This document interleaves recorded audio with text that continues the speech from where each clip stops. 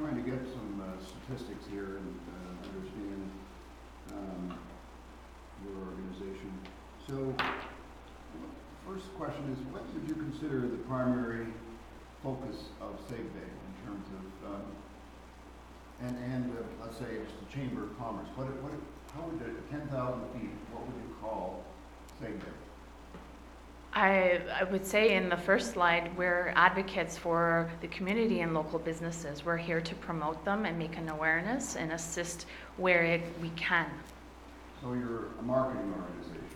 I wouldn't say we're marketing. We also individually, members of the board, assist in community events that come up, whether that's volunteer basis or not.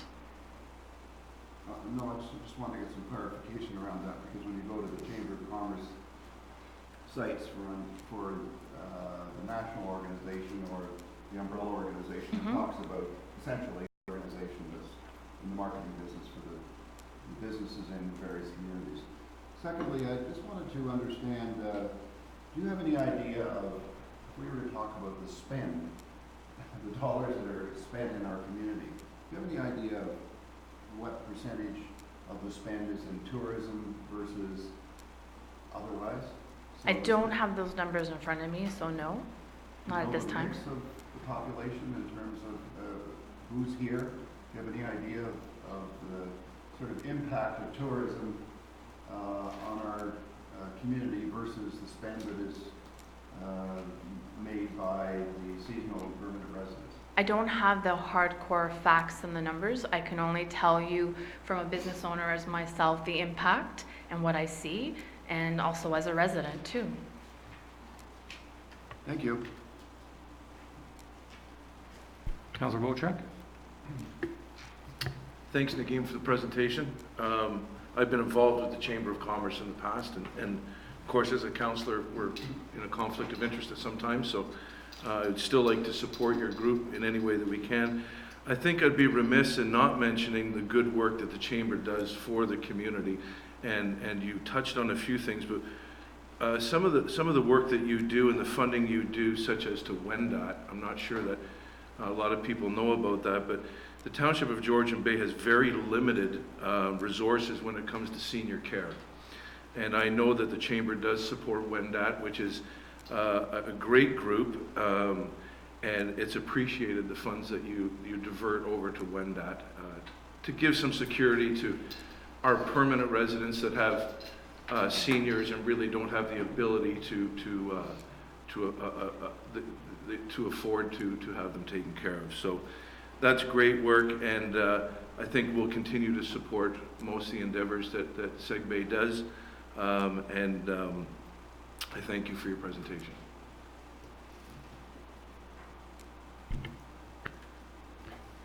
Councillor Jarvis. So I know that you represent significant number of, you have members, throughout our township, Severn, Tay, and elsewhere, right through to Barrie and into Muskoka, really area, which is great. I'm give you great praise for the efforts you've made in helping the communities around these areas. Is it the intent of SegBay to continue to expand its influence into other communities? I'm thinking going west further towards Collingwood, or going east further into Muskoka, or is there a growth profile for SegBay itself that just limits it to where you currently are, so to speak? I think that throughout this year, I'm the new president, I have seen that there's a lot of work that needs to be done within our own community, our own area, and there's a lot of growth potential. So kind of speaking on behalf of the board of directors, I think we really want to focus on the area here itself before looking at other expansion. If something comes way, we definitely will look at it and see if it's feasible, but there's so much within our own area that needs to be looked at. Thank you. Well, thank you very much for your presentation. We appreciate it.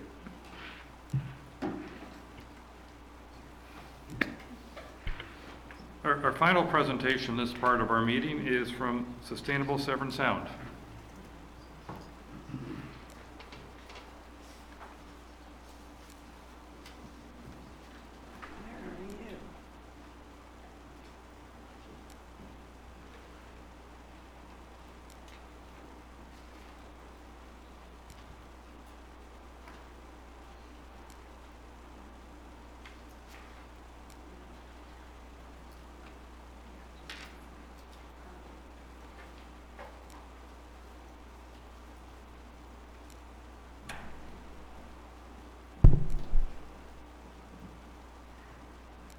Good morning, everyone. My name is Victoria Ervik. I am the Sustainability and Climate Change Coordinator with Sustainable Severn Sound. Today, I'm just going to quickly go over the Township of Georgian Bay's involvement in the Partners for Climate Protection Program and the role that Sustainable Severn Sound has been playing as the Township's associate member in that program. So for those of you who aren't familiar, in May 2018, the Township of Georgian Bay joined the Partners for Climate Protection Program, which is a program of the Federation of Canadian Municipalities. The Township of Georgian Bay joined over 350 Canadian municipal governments in reducing corporate and community greenhouse gas emissions, as well as taking a stance and demonstrating leadership on climate change action. With your support in 2018, Sustainable Severn Sound developed this regional climate change action plan, and the inventory that is in here for the township was allowed the Township of Georgian Bay to achieve milestone 1 of the PCP program, which is setting a baseline greenhouse gas emission inventory. With your support in 2019, Sustainable Severn Sound has developed a draft climate change action plan specifically for the Township of Georgian Bay, as well as set emission reduction targets both on the community and corporate side of things. Due to several staff changes both at the municipal level and with Sustainable Severn Sound, we haven't brought that forth to council yet, but I do have a meeting set next week with SMT to review the plan and the targets with municipal staff before it comes before you, hopefully in the fall, for approval.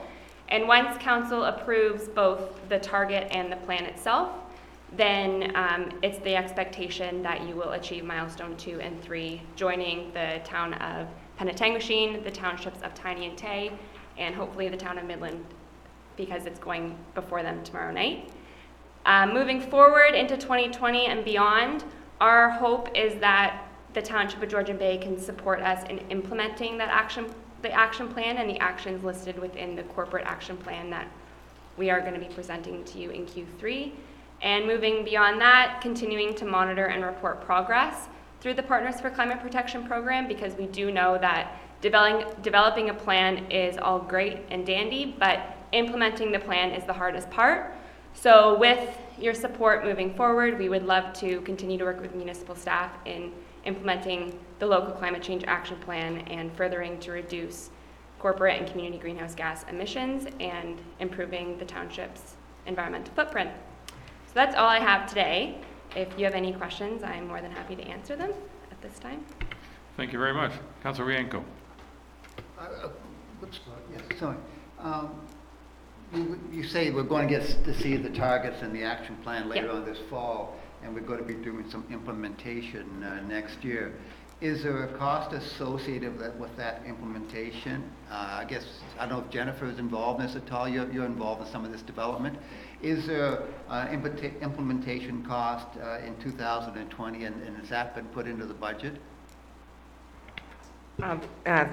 Through you, Chair. This project actually has been taken off of my portfolio, and it's more of a planning matter. So I think Dana is the connection now with Sustainable Severn. So, do we have an answer? Through your worship.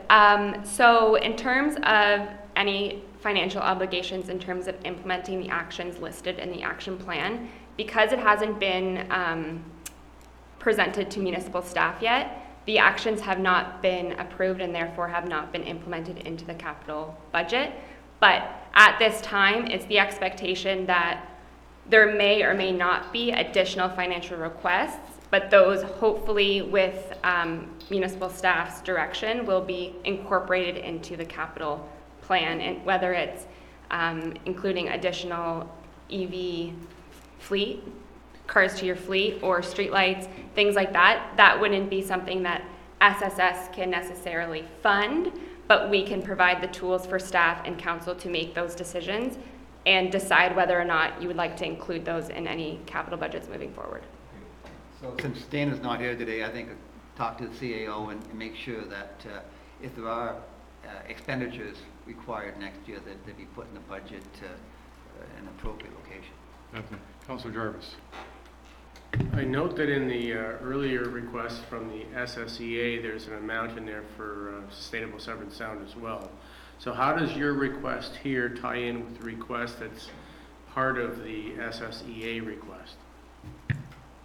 Through your worship. So at Sustainable Severn Sound submitted a 2020 grant request prior to a conversation we had with SSEA. If and when council decides to move forward with SSEA's request, then we would formally withdraw our 2020 request, but we did want to ensure that in order to support the township in the PCP program, there was some funding, whether it was through SSEA and SSS as a project of SSEA, or SSS would be doing this as they've done for the past several years. Thank you. That's a lot of S's. Thank you. Well, thank you very much for your presentation. Greatly appreciate it. And thank you for all the presenters, including those who have remained to see the other presentations. We greatly appreciate the time you have taken to present this information, and we know where to find you if we have more questions. Thank you. At this time, I'd like to suggest that we take a 10-minute break before we get into the rest of our meeting. So we'll meet back here at 10:25, please.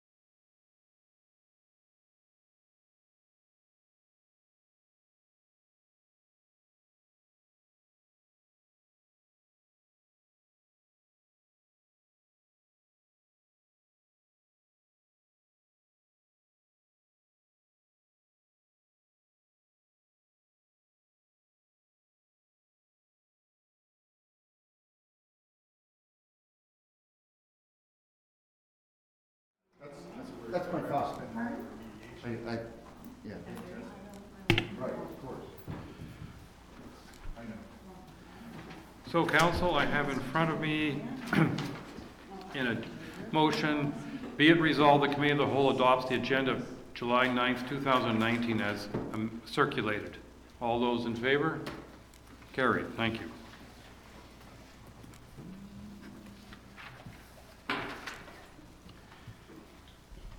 And the first item on our agenda is the strategic plan. Ms. Schneier.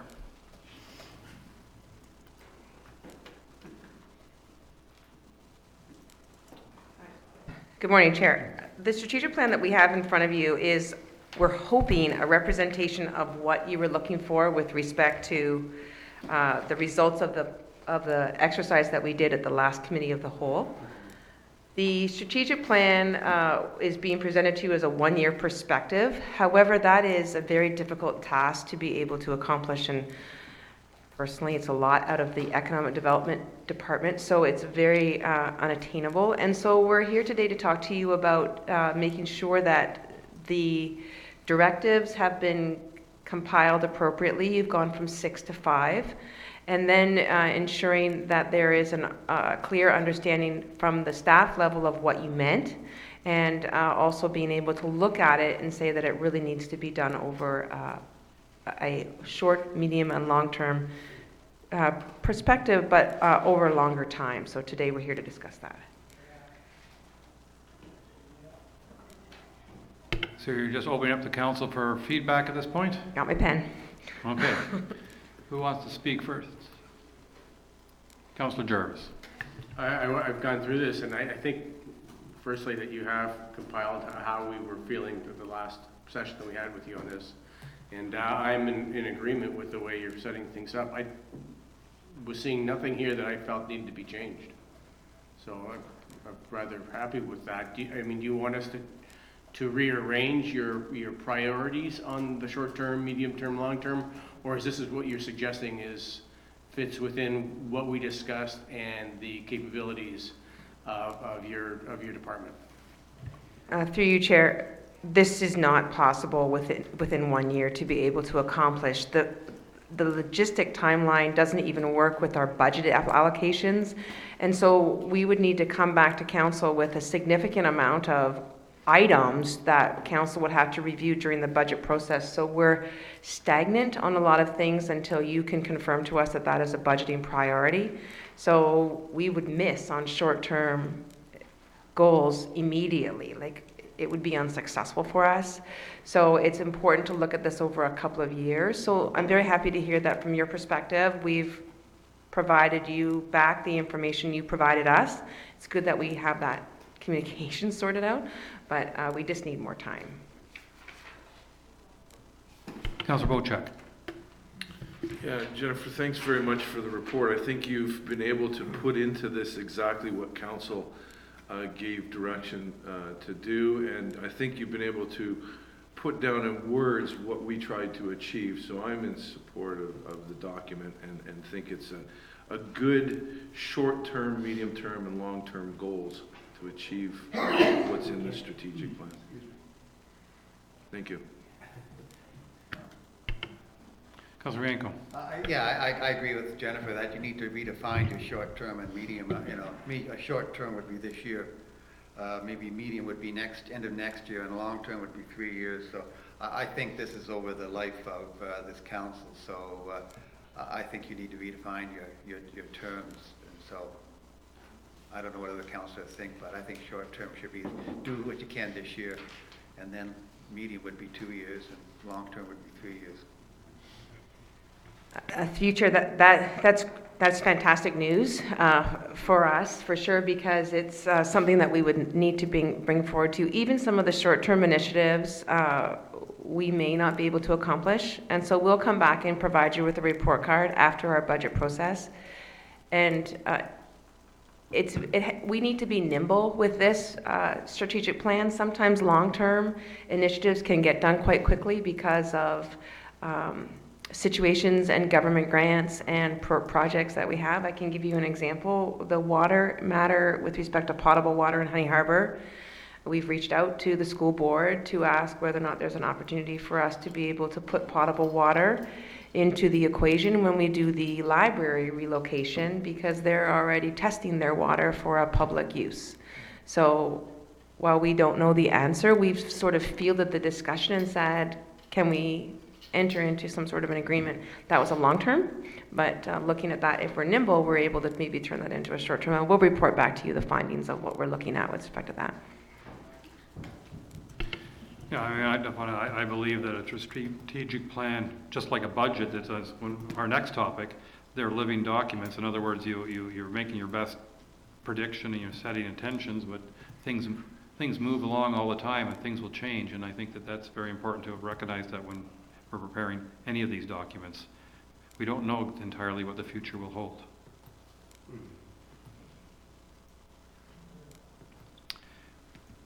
Any other comments from any of the councillors? I'm just going to add one comment more of myself before I read the motion, and that is I think that there's a lot of good information here, but I'd also like to see us work on a, let me call it one-page, possibly two-sided summary, let me call it cheat sheet, that we can use as a reminder to us as councillors and staff as to these are our priorities. We can get that to you before the next committee of the whole, and then also to confirm that we're going to take off the one-year perspective off the title of the project. Okay. The motion reads, be it resolved that the committee of the whole recommends that council adopt the attached community-based strategic plan, a one-year perspective as an addendum to the community-based strategic plan for 2019-2020, with the anticipation that specified actual items will be reported back to council for consideration and approval of additional funding, and that committee of the whole recommends that council direct staff to update the attached one-year perspective to allow for a longer time period regarding the achievable timelines such as short-term, medium-term, and long-term to better reflect the work required to achieve these items, and that staff return to council in July 2020 with a report card of the status of such actions. All those in favor? Carried. Thank you. And thank you very much, Jennifer, for all the work you've done on this, because I know it hasn't been just something you snap your fingers and get done. Oh, no, and accolades to our FedNor intern, Victoria, for helping on this project. I trust you'll pass those on.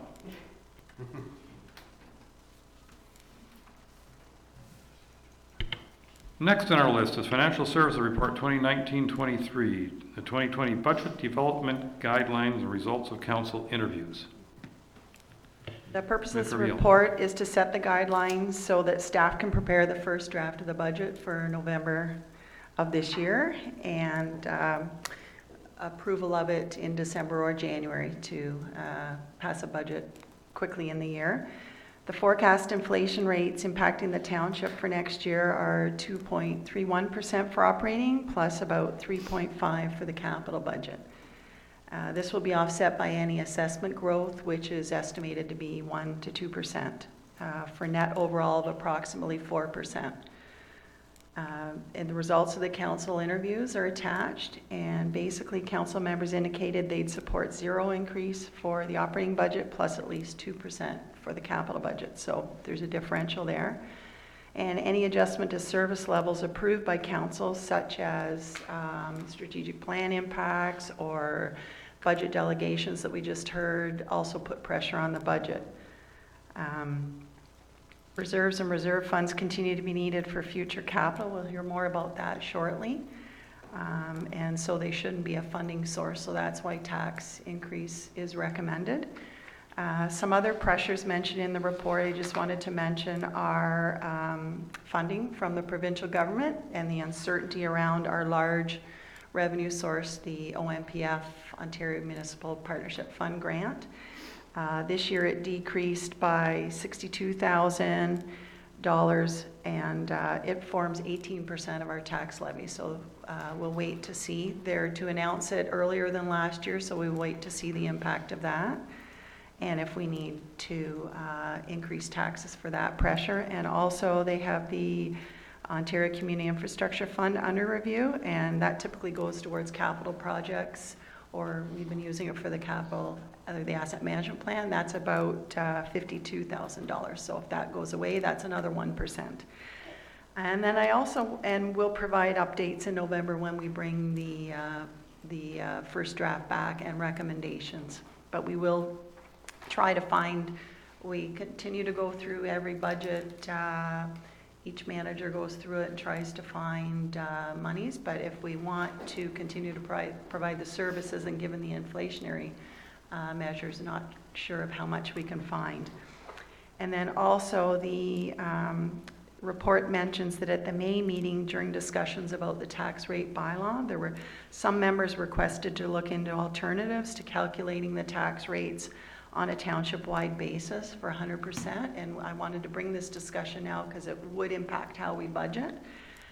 Staff have contacted several myself has contacted several municipalities and researched the Municipal Act, and we're required to calculate taxes on 100% of your assessment.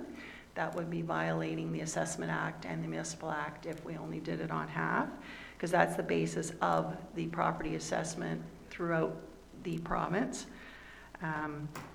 And also, only special services that aren't available throughout the municipality, such as street lights, water, or wastewater, can be charged only in an area rate. The general services need to be applied across the entire township. Now, I know Archipelago has a north rate and a south rate, but they are geographically spread. I did speak to that treasurer, and they have this derives from when they were an unorganized territory, and they have an Ontario Municipal Board ruling, which is why they have separate areas where they provide services separately there, and that is why they do it. But generally, the rest of the municipalities have to apply all the general services across. You may recall that we used to have the street light area rated, but we brought that into the general rate, and there are separate water and wastewater rates from the district for the separate areas for the cost just for those systems in those areas. So again, there's the uncertainty around the regional review, so staff will prepare 2020 budget, assuming we are continuing to exist. And then if we find out otherwise, we may alter the budget as we work through the process, and we will continue to work and have council's input throughout the process. And it's not final. I think through the last budget, we can always amend it until it's final, and then you can even amend it through the year as we've done this year, as we've added projects or added grants. So that's really the overview of this report. And again, I'm recommending that the direction towards staff is that we work towards an overall 4% increase, being 2.31 for operating, 3.5 for capital, and then offset by assessment. All right, thank you very much. Councilor Jarvis. The 1%, I think we've been over this before, but I'll need to remind you, the 1% assumption of assessment growth for income. What's the background on that? Where does that, so we're making an assumption to a certain extent, I guess. And what is that? Is that growth just the value of properties, or more people buying properties, or both? Through the chair, the growth that we put in is typically growth of new properties and not the year-to-year changes of assessments. Thank you. And it will be determined later in the year. MPAC provides us with forecasts later in the year, and that's why I'm not sure whether it's 1% to 2%. I'm just using the history, but we'll know that, or we should have an estimate later in the year. Councilor Yanko. Yeah, I think it's going to be difficult to finalize a budget without knowing what's going to happen with the regional review.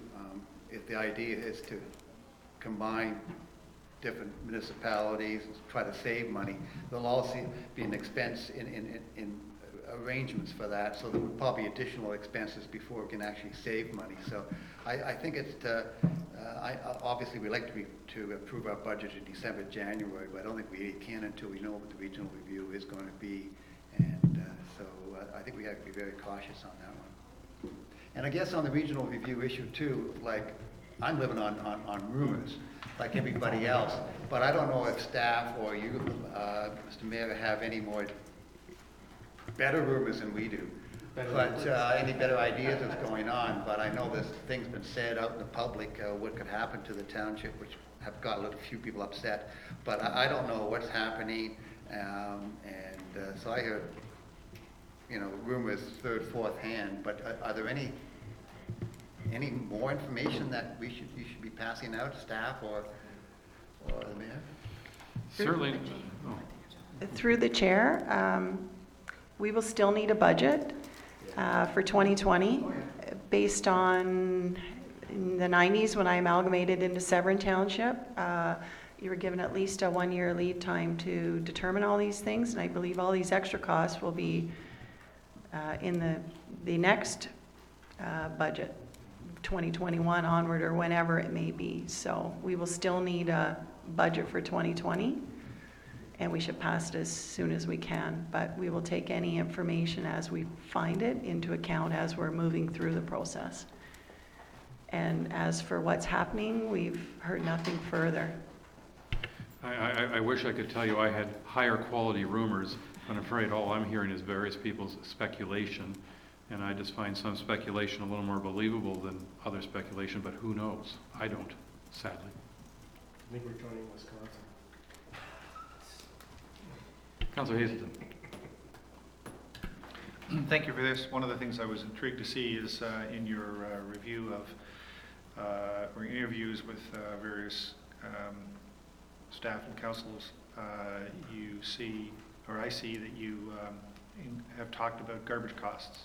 So my question is, how do we go about continuing the focus on garbage costs with the district and ensure that they don't give us a plug number for next year that reflects what we did this year, when in fact perhaps we want to completely change the program and do what the district wants us to do anyways, which is go to a manned transfer station only strategy. Through the chair, that's a district.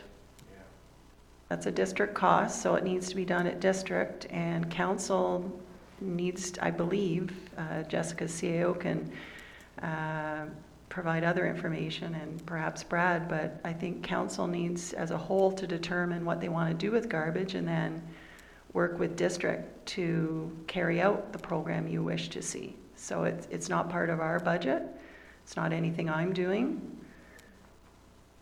So council needs to determine what they wish to provide, what levels of service. I know there's been a lot of discussion through the recent presentation from district, but if you want to lower those costs, they keep saying perhaps Lake of Bays is a model, transfer stations only, no wayside pickup. So council needs as a whole to determine and work with district. Is my take on it. I think that's a conversation that's just begun, so it's nowhere near finalization, and not quite like the governance review, but any solution now is just a matter of suggestions as opposed to any decisions having been made. But as you say, the costs, whether they be going up or going down, and whether the service is changing, that's not part of your budget, but it will be part of our deliberations going forward in the next probably half year, I would imagine. Yeah. Councilor Cooper. Yeah, I was going to ask a question about solid waste as well, so, and I understand, I wasn't really going to ask it related to this particular budget, but it is an item that I think we need to be proactively looking at and having a discussion in committee of the whole as to what exactly we might be able to do to reduce our costs. So I think that'd be very helpful, Mayor, and just throw that out for a suggestion in terms of future agenda items. Thank you. Duly noted. I have one question, and if there was a reference in here and I missed it, I apologize, but we received from the provincial government a few months back $600,000 as for with undefined purpose, and we put that in reserves last month. Will that be entering into your budget in any way, or is that, you're still leaving that in reserves when you're preparing your budget? To you, if you just want to stay tuned when we speak about the reserve policy. Actually, I did some calculations in conjunction with that, and we need that in reserves for future needs. So I intend that to stay in reserves, to be applied to whatever projects we determine. But I'm not going to recommend we just spend it all. So we may apply it to next year's reserve to help once we determine all the projects for next year. There were some recommendations for use of it, for increase of or improvement of the website for taxpayer self-serve, as well as items coming out of the IT strategic plan. So we perhaps will fund them out of that, which is what we identified. But those monies are needed for the future capital as well as the existing reserves that we have. So it is a bit of found money, but it is needed for the overall. You're giving me the answer I expected, but I appreciate the confirmation that it will not be entering into your operating budget at this point. Definitely not. Okay, because one of the rumors I hear is that some communities are absorbing into their operating budget, and I'm not sure that's wise. No, that's not sustainable. Yeah. Because you put 600 in this year, where are you going to find that the next year? Yeah. Thank you.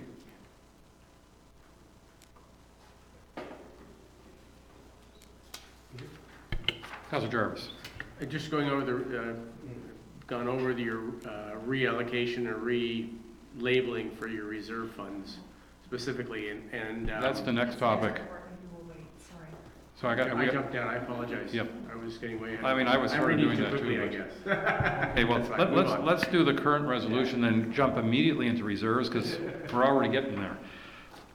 The resolution reads, be it resolved, the Committee of the Whole recommends to Council that the 2019 Township budget be prepared with an overall increase of 2.3% for operating plus 3.5% for capital, less assessment growth, while maintaining the current service levels, and that tax rates continue to be calculated on a township-wide basis. All those in favor? Carried. Thank you.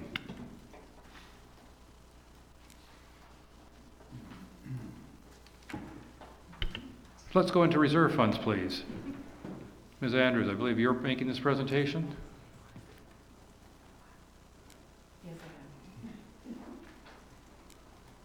Just a quick overview. It looks like a lot of information that is in here, but an awful lot of review went into putting this report together and drafting the policy, months worth. And myself and staff from the clerk's department have been reviewing so many historical records, trying to find where the origins were of the setup of all of these reserves and whether or not there was ever a policy, and pretty well came up with nothing. Or the records have already gone off-site and they're not available to us anymore. Most municipalities do have a reserve and reserve fund policy, and as a finance team, we really do need this to provide us with a framework for when we're doing financial planning through our 10-year, through each year's capital project. And the state that our reserve fund program, our schedule was in, didn't make it very easy for us to be making good, sound decisions. We would be looking at pockets of money, but not really understanding or didn't have the knowledge of what the intended use of it was. So by having a policy approved, this is going to give us the solid guidelines and framework that we need to be able to make those decisions and to achieve the targets that we should be moving towards. I commend you on all the work you did, and I love cleanup. When you get to reduce a bunch of lines in your general ledger, I personally think it's a wonderful thing. I mean, some accountants love complexity. I think the simpler we can make it, the better. Thank you. Councillors. Councillor Jarvis. One, I think it's just like our mayor, I feel that this is great to have things simplified this way, and I'm sure it's going to be a lot easier for you guys. I'm a little surprised it's taken this long to get here, but that's beside the point. It's being done, and that's marvelous. I read through things, and I may have missed this. what are the guidelines provided by the province with regards to reserve fund specifically?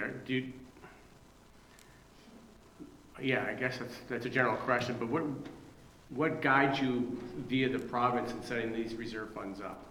Is there specifics? Trying to get it. Why do we have so many different funds in different areas for so long, and now all of a sudden we're able to reduce it to like 3 or whatever it is? I presume it's allowed. Obviously, accounting guidelines would say that anyway. But are there guidelines provided by the province on how we handle these things? Councillor Jarvis, you and I can blame it on prior councils and be done with it.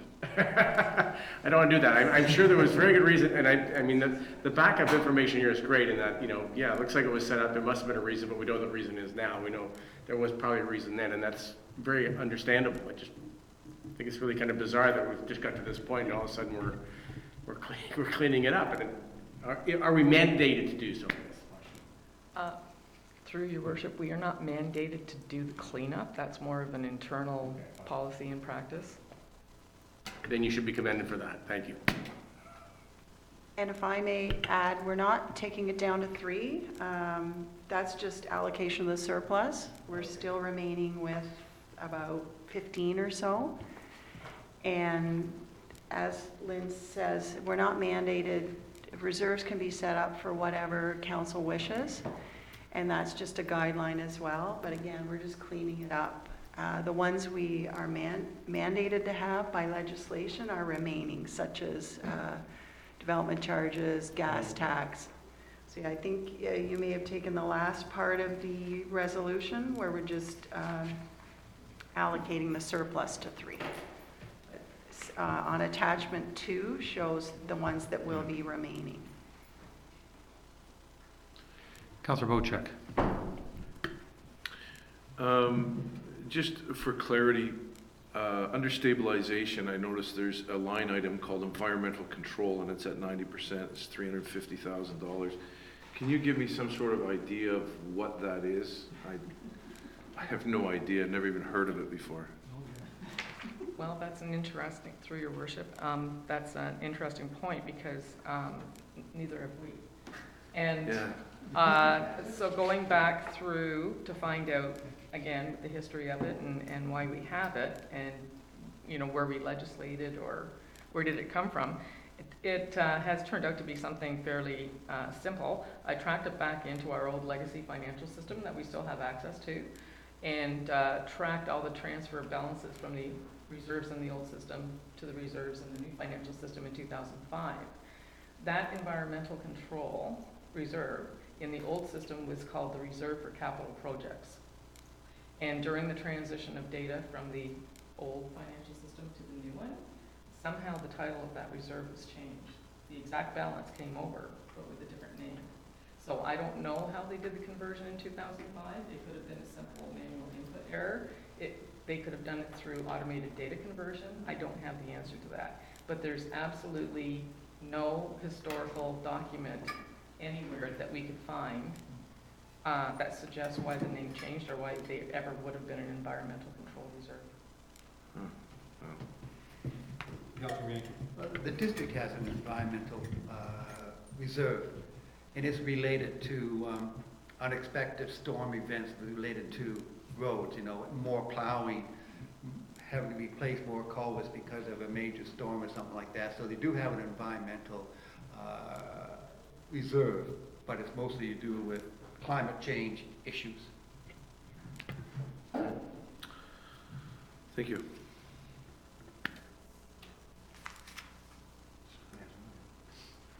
Shall I read the motion? Be it resolved that the Committee of the Whole recommends to Council that the reserve and reserve fund policy be approved and supersede any existing policies, and that the following changes and transfers be made. And there's a long list that was part of the memo. I'd rather not read the whole thing.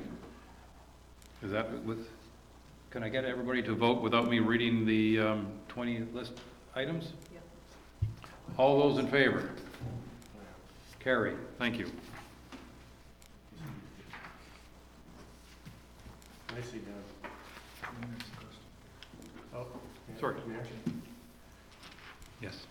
And if I may just add, kudos again to Lynn and Laura Lee. They spent a lot of time on this. This is a long time coming, and it actually achieves one of our strategic plan goals to develop and implement a reserve fund strategy and ensure the township is meeting strategic objectives through annual review periods. So it's been on my agenda since I came, and why it never happens is because the day-to-day and everything else, it's a hard time, but Lynn spent the bulk of the spring working on this, and I just wanted to kudos, and we're thrilled to have it in place to assist with budgeting, year-end allocation, and also to achieve part of the strategic plan, and we'll continue to report on this in the future. So I just wanted to point that out. Yeah, and I think, as you've already heard from council, we greatly appreciate it. And what's next, Lynn? Budget! Make it nice, clean it up as well, and it'll be great. Thank you very much. Item 7 on our agenda, operations, is a Pratt's Road culvert report. Mr. Sokash, you were wiping away tears from your eyes before you do that? Thank you, Your Worship. No, I'm very happy. This is a project that Councillor Bochek and I have been discussing and debating and arguing about for a while. So I've put the information that I've found into this report regarding the history of the culvert. I believe Councillor Bochek may have a different understanding, or may have found some other information. But in general, from what I've found, the culvert that's there now is similar in size, likely larger than what was originally put in place. And before the culvert was put in, there was some sort of a footbridge, but that was taken out to build the road to connect the island. The issue, the culvert isn't there for drainage, it's there for water flow into a small bay there. And I guess the concern is there's not enough water coming in and out of the bay, and residents are concerned that there's buildup of sediment and weeds and whatnot in the bay. So I've looked through a report that was done in the 90s at the request of the property owners, and they were looking at what was needed in the way of a culvert, because the township had removed the culvert and not reinstalled a new one. The consultant recommended a minimum 48-inch diameter culvert, but they added that without dredging, it was unlikely to have much of an effect on the water, on the situation in the bay. So a culvert was installed, 2 culverts were installed, and then they were upgraded to a 76-inch culvert, which is in there now. I can't find any record of dredging having been done in the bay, and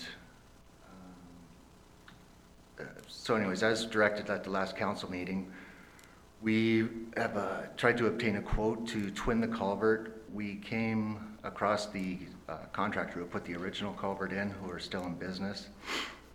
They gave us a big range in the quote, between $60,000 and $110,000. And the reason for the large range is their recollection is when they put the original culvert, the existing culvert in, they had to do blasting.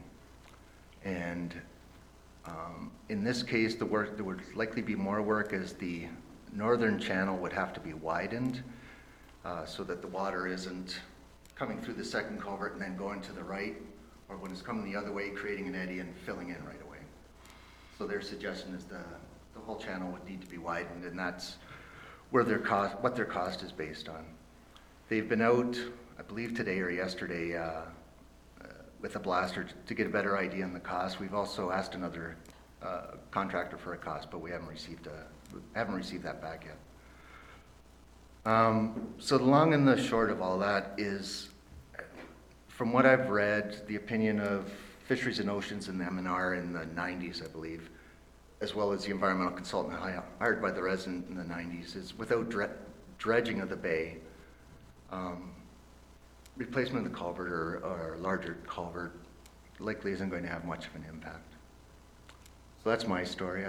Your Worship, I believe Councillor Bochuk would like to give his side. Thank you.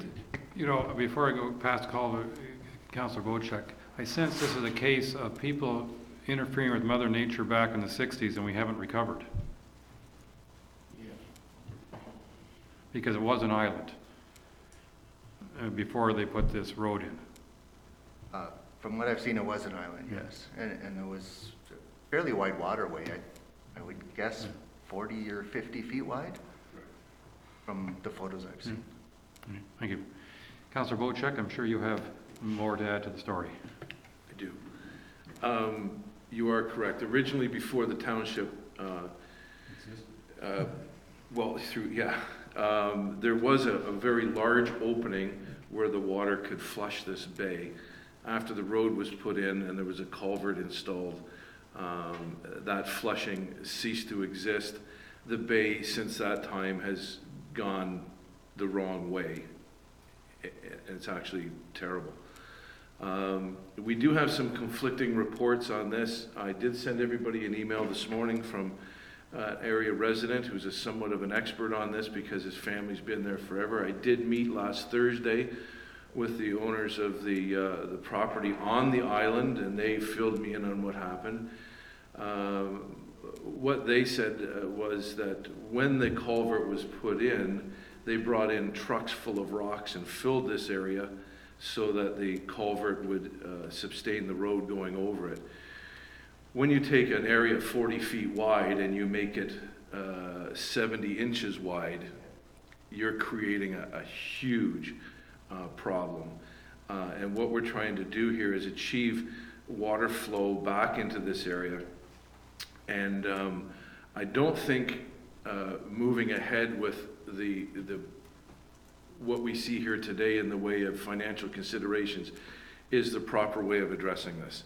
I think what needs to happen is we need to study what's in there more first, get in, do some sounding, find out if it's bedrock, find out if it's loose blasted rock that's in there, because depending on that, this budget could be cut in half. If we don't need to blast and dredge, if we simply need to clean it out with a long reach and then install new culverts, you could achieve it for half of this price. So my concern is that we don't want to move too fast on this and spend money of our ratepayers for nothing.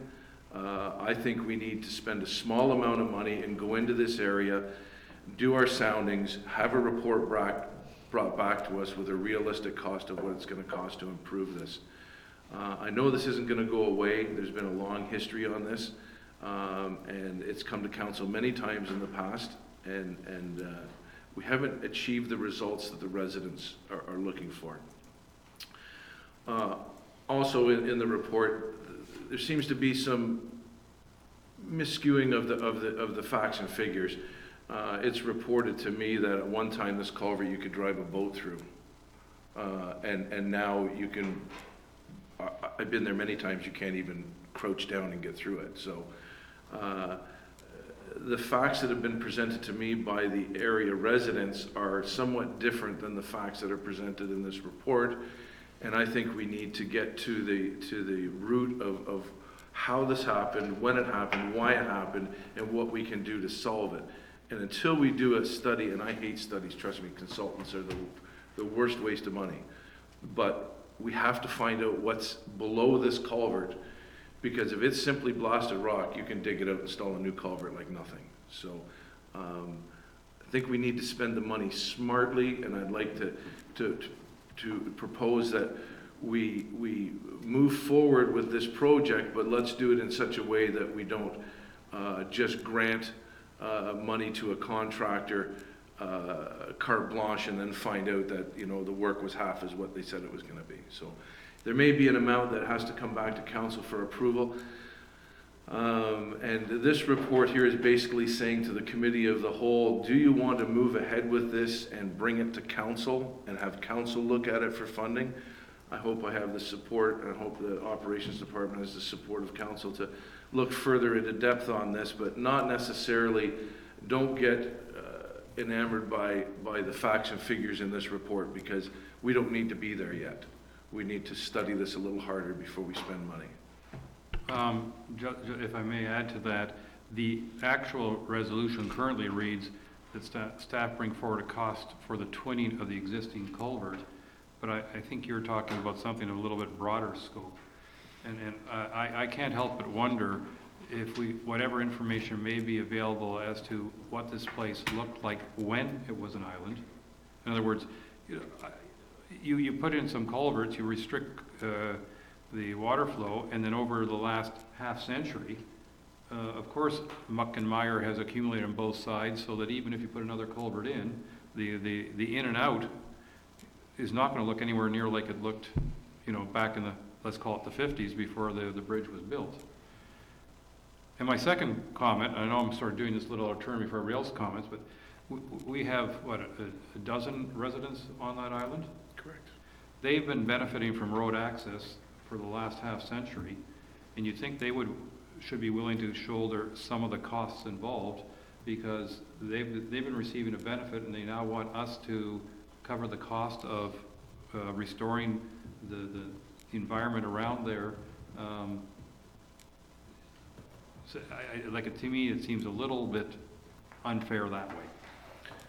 In response to that, through meetings that we've had with the residents group, there has been mention that they would, if they were presented a budget for this, and there was a portion that the residents would be responsible for, they would do fundraising or get together and come up with a portion of the cost of this.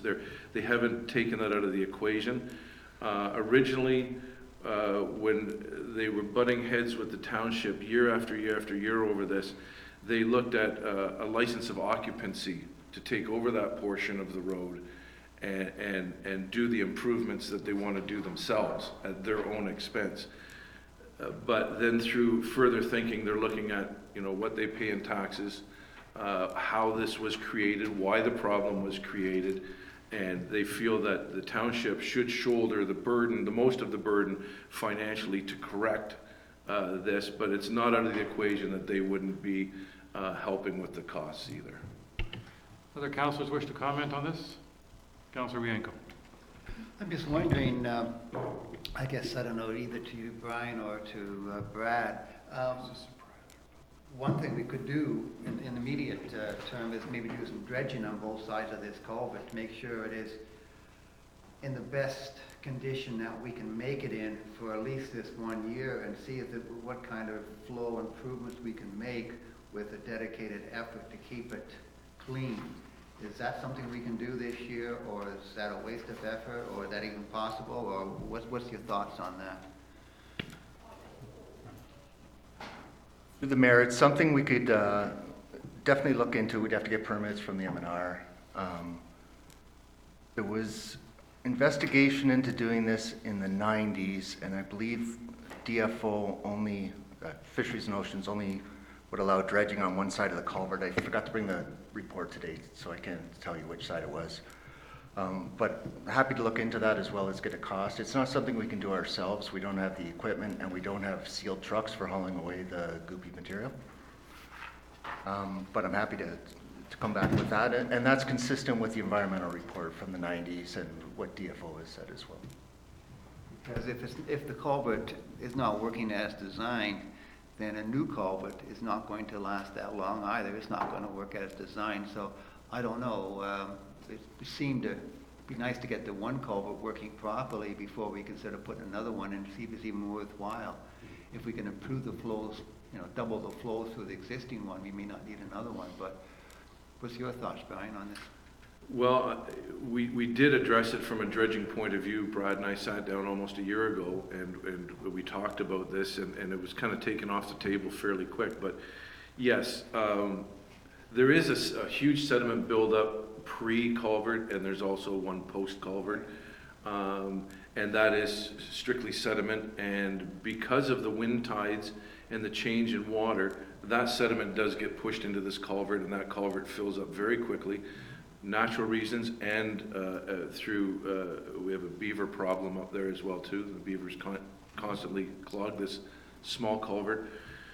So yeah, that's what I was talking about. There needs to be some sounding and some dredging work done first to find out what we really need to do in the way of culvert replacement before we just go through and replace the culvert.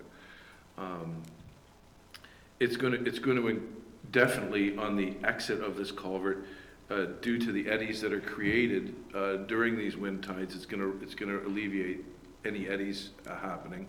Brad's in concurrence with that, but again, that needs to be costed out as well too.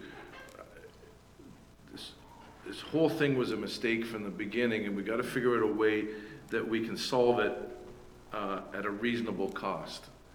And I think the township does share the burden of the cost with the residents that were able to gain access to the island by this road putting in. I agree with Councillor Cooper or Mayor Coates here that way. But to move this forward, we need to get in there and get boots on the ground and do something. This has been talked about for 30 years. It's been a problem for 30 years. And every time it comes to council, it just gets pushed to the side. The people are tired. The environmentalists that have done the study on this said the damage that the township has done to that bay could take 150 years to eradicate. The damage that's been done to that bay by clogging this up. If it had been left wide open, the 40 feet of free pass and current, this bay would be in its natural state, but it's no longer in that state. And they're saying it's going to take far beyond our lifetime to bring it back. I think it's important that if I understand the history correctly, the township didn't do the damage. This bridge was built privately back in the 60s, or the bridge, this road access, and the various culverts. We've been doing some work on trying to fix it, but I do believe, if I understand the history correctly, the township or its predecessor didn't actually create the problem. My understanding is that it's a municipal road. It's a municipal road now, and that this culvert was installed by the municipality. However, the attachment of the island to the mainland was originally done privately. With a footbridge. Okay, but was it the municipality that made it road access, or was it the local residents? I believe it was the municipality, but Brad would have that information in historical files. From what I've seen, it was a developer on the island that built the road. That's the best I have, and that's in a report that's not a township report. Nonetheless, I think where we're getting at here is, I'll read the motion in front of us, which is quite different, I believe, than from what Councillor Bocek is suggesting. The motion that was put in front of me reads, be it resolved that Committee of the Whole recommends to Council that staff bring forward a cost for the twinning of the existing culvert on Pratt's Road and annual dredging of the bay for consideration in the 2020 capital budget. And I say, we already have a cost range for the twinning. We don't know about the dredging, but you're talking, Councillor Bocek, about something quite additional to this, and that is the funding of a study by consultants to determine what's actually there under the water and what the best solution might be. Correct. The reason for this is because there's conflicting evidence. Our operations department is saying that it's bedrock underneath this culvert, and the residents are saying that's not true. It's blasted rock that was dumped in there to fill this area in order to facilitate the road construction in the culvert. So we don't have the truth of what's even there, and you can never fix or repair anything if you don't know what you're dealing with. I think we need to know what we're dealing with first. Brad brought this report forward, basically showing what the cost would be and trying to get approval to do this. I think we need to have additional research done before we dedicate these funds in the budget for 2020. And it could be as simple as a $5,000 study that will prove that the costing here of $60,000 to $110,000 is maybe 200% more than it needs to be. So here's where I'm left with it. Do we draft up a motion to see whether Committee of the Whole approves it, says that we direct staff to bring forward an estimate cost for a study to be done on the best solutions possible for the the Pratt Road culvert situation? Versus the simple one we have here. Councilor Wienka, you have a suggestion? Well, no, I think you're on the right track. I think I do agree that we need to do some more investigation. And it may not necessarily be a study, but definitely more investigation. But I also think the second part of it is the yearly dredging of the bay. I think we should go ahead with that this year, or next year, whatever. Yeah. But the dredging cannot do any harm. Yeah, just if I may, Councillor Wienko, you may be giving council a little bit of a misconception of what you're talking about. We're not going to be you're not talking about dredging the bay. You're talking about dredging the Culvert. The culvert. Oh, yeah, yes. On either side of the culvert, I think. You can't dredge the bay. No, but you were saying dredge the bay. Well, it says that dredging of the bay can be Yeah. considered, but definitely dredging of the culvert, I think it should be done this year. Well, I think that will all be a part of discovering what's in there. If you dredge pre and post culvert, you'll know what's there. Is it bedrock? Is it blasted rock? What? And then you can come up with a proper solution. I think what we're doing here is we're guessing. And there's no room in the budget for a $100,000 guess. Okay, so you're suggesting no work this year, and that a report come back to do something next year, which may include dredging? Correct.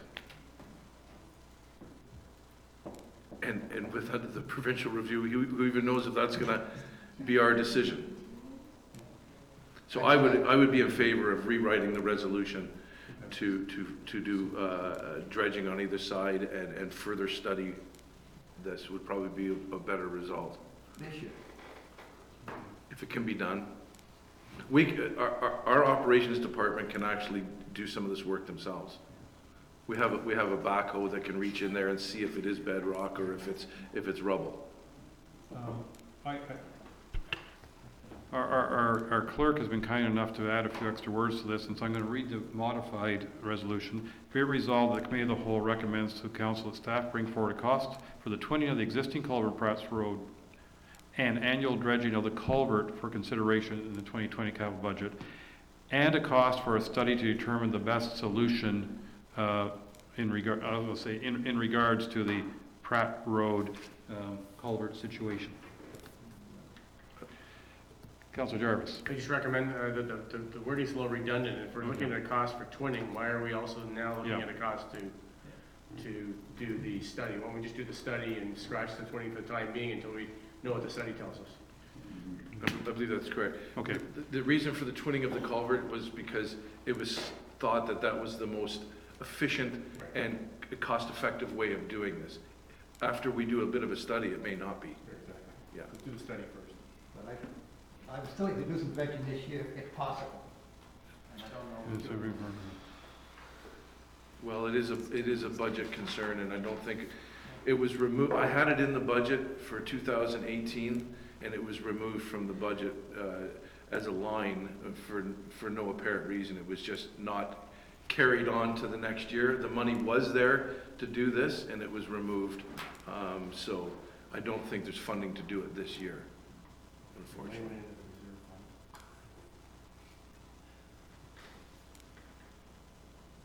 Is there money this year to do it, Brad? Through the mayor, not in our existing budget. Apparently, there's lots of money in reserves. Yeah, but how much would it cost? I don't have a clue. I've never done dredging before. I don't have that experience, and we can't do it with our armed forces because we don't have the money. No. Okay. Well, can I give another go? Sure. Be it resolved, the Committee of the Whole recommends to Council that staff bring forward a cost for annual dredging of the culvert area in the 2020 capital budget, and a cost for a study to determine the best solution to improve the Pratt Road culvert challenge, as I'm calling it. I guess we have to get some initials all over the place. Mr. Mayor, can we just, again, address our Brad about regarding the possibility of doing some dredging? Because I got the impression from Councillor Bocek that we can, and from Brad that we can't. And I want to make sure that, I'm curious to know what the cost is going to be. Just generally speaking, if we have the equipment, it'll probably cost less than bringing in somebody to do it, that's all. Right, so I can respond from what just to justify what I said there was, Brad has the ability to reach down in the culvert with a backhoe, feel around to see what's in there. A dredging takes, you don't need barging, you need a long reach excavator, and you need some dump trucks with sealed back doors because it is gonna be a liquid. The cost of that roughly would be 10% of what we're asking for here. And I think that's money well spent. It does assist in water flow right away, but it also discovers what's in there. So I think the resolution that's in front of us pretty much addresses that. And I know, Brad, you have limited reach with your extended boom on your backhoe, so I know you're not gonna get out too far you're certainly not gonna do any dredging with it, but you can feel around and find out what's there. And I know you have done in the past, reached down and cleaned some stuff out of there, so I know it'll reach.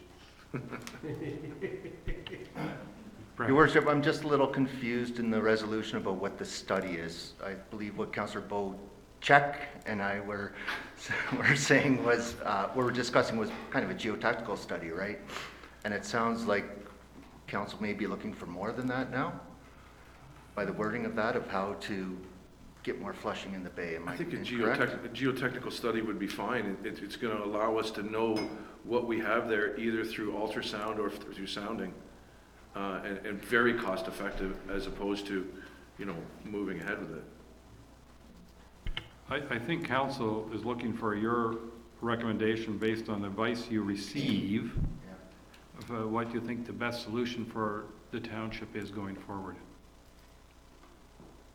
Okay. Thank you for the clarification. The resolution currently reads, be it resolved, the Committee of the Whole recommends to Council that staff bring forward a cost for annual dredging of the culvert area for consideration in the 2020 capital budget, and a cost for a study to determine the best solution to improve the Pratt Road culvert challenge. And I think that's open enough that you can do a first study and then decide later on if you need more, you have to come back for more. But we want to know, do you need $10,000 to do the study? 5,000? If you say 50,000, you know what's going to happen. Yeah. Okay. All those in favor? Thank you very much. Carried.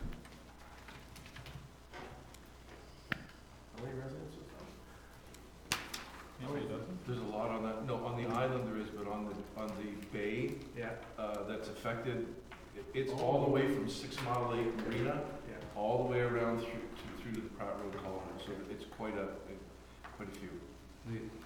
The overshot in the report, I think, demonstrates very clearly, and you can see all sorts of stuff being built in. So.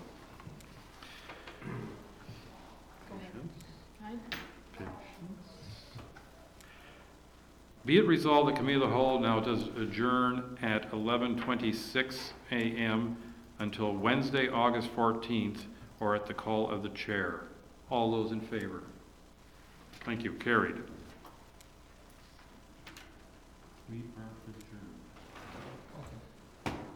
Golfing. Could have gone first.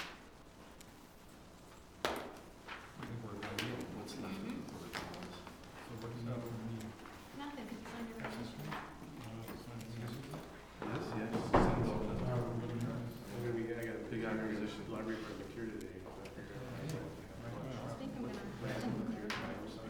Yeah, we do a lot with them, especially in town. We're seeing relation to the grocery store library. Here, services calls. We're down in Windsor, actually, we can't. Oh, okay.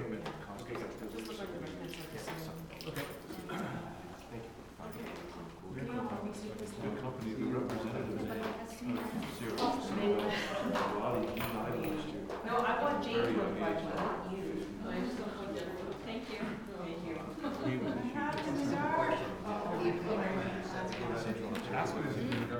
That's As for soon as he was gone, they any lost organization or only to other rental companies. I don't know off the top of my head, but it's written in He would the come to policy. every single site. Because there's two, there's the rec grant and the. Yeah, there's a recreational grant. Negotiate those apparently. Keep it clean. I don't know. Yeah,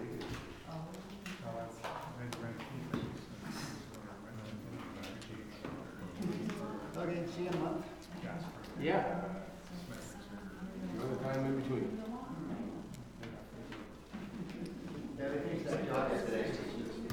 How does it look? Yeah, but they didn't really talk about it. Yeah, take a look. You can always, you can do it afterwards, before you pave it, because eventually you're gonna keep the gravel for the rest of the year, and then you're gonna pave it next year.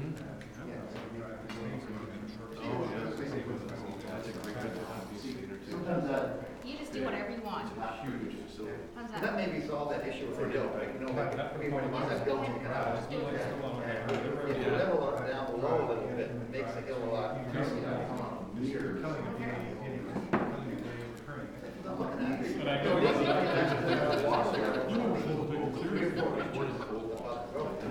I cared a great deal. I don't know what you're talking about. But then that hill number is still higher. That's what we do. But it's gonna be one, so one, that's 2 meters on the side. They tried to. Okay, why not take a look? Thank you.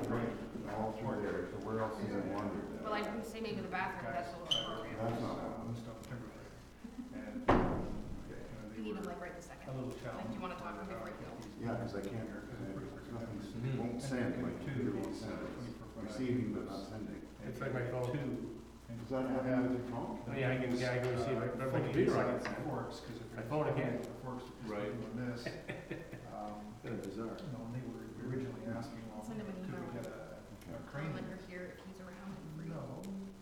I got a pathway down beside our cottage there, where there is, 4 6-foot wide skid steers and stuff. Right. But you're not getting any foot wide, I just did mine on the weekend with timber I frame. take it you I used our have a Lakeville rest. excavator. And do, My yeah. beams Then they were were offered to give me a ride. 12 Okay, so I just want to make sure. by 8, 24 foot long, 3 of them, and then all Douglas fir. So Douglas fir weighs a lot more than Yes. spruce.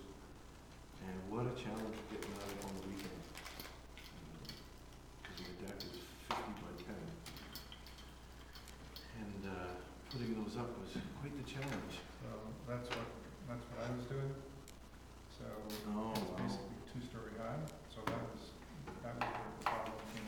I was checking with White's, and they don't, even their big excavator couldn't sling lift